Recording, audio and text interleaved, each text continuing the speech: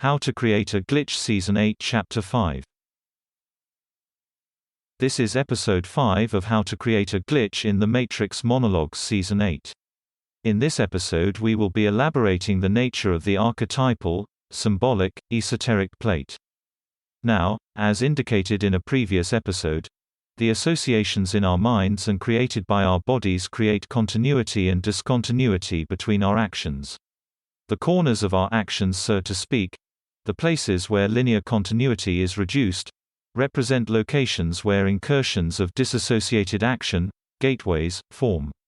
This permits these discontinuous actions to facilitate our union with other individuals far disposed in space and time, or to link behaviors of our own which are removed in space or time.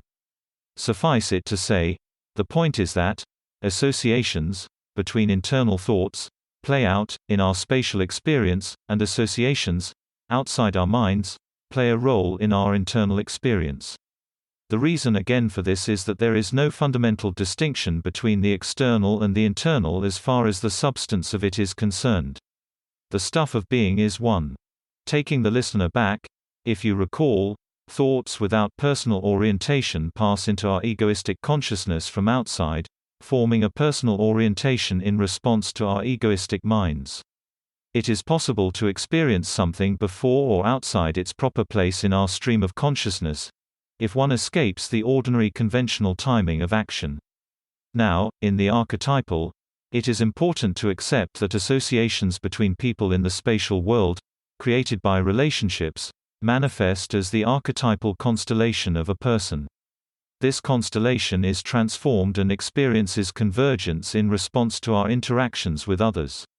But an archetypal constellation need not deal only with living flesh and blood. Any archetype or personality with a narrative and a constellation of its own may produce transformations of our action and experience. Thus, as part of your archetypal constellation may be your mother and father, real people, but also were Dan and Freya of Viking mythology. Now, it's important to note that these fictional associations are manufactured by the mythologies that underlie them, but fiction holds just as much sway over the subconscious and unconscious as the real thing. And this is because any fictional, non-fictional archetype possesses associations to qualities, other archetypes and narrative which recapitulates those qualities. That being said, the historical consciousness of a person, the ancestral consciousness, maintains an association between that mythology and certain qualities and narrative, for the reason that those narratives held sway over the ancestors of the individual. Thus, mythological narratives built on ancestral lines plays a deep role in the archetypal constellation of a given person. But, and this is important, it need not necessarily be so, because although this is true, racial enmity is also linked to associations between given mythological narratives and an individual.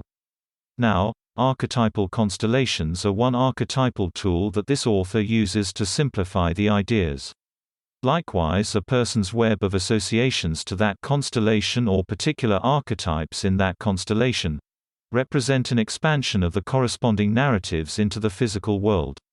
For example, identifying sense, or visual cues, objects or materials, to given archetypes, associates them internally, rendering the connection between the external and internal narratives that much stronger. The symbolic represents objects or idealizations of archetypes. Thus, the association between these archetypes and the ideals they represent gives them preferential association within the narratives of the archetypal plate. Finally, the esoteric are simply objects with powerful associations in the collective unconscious and ancestral history of the species, which extend beyond mythological narratives, possessing technology or transformational significance due to their unanimous recognition between cultures and traditions. Objects of techno-revolutionary significance possess a similar power over association in the minds of people.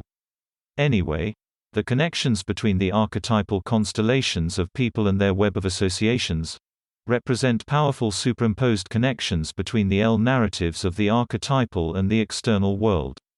These connections produce alignments of archetypal forms and increase archetypal fit, increasing and subordinating given narratives based upon the associations they're linked to. Magic is as much about what we build of our associations as it is our ancestral associations between archetypes and material things. But ultimately, this methodology tells us that these historical associations are arbitrary except to the extent they are reflected in ancestral memory. Which means that new webs of association, new archetype, new narratives can be imposed.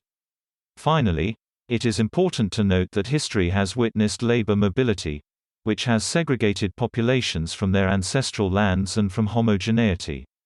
Thus, historical associations created by racial mythology have been undermined by technological progress and specifically industrialization. Labor mobility has produced fractures in the collective unconscious and highlighted racial tensions according to these fractures. It is important if the human race is to continue to expand its consciousness to not rely overtly on narratives of dubious fidelity to the unifying human story. In this way, the esoteric plate offers the best path toward enlightenment consistent with human elevation rather than tribalism. Anyway, that's the end of the podcast for today. If you enjoyed it, please like, comment and subscribe.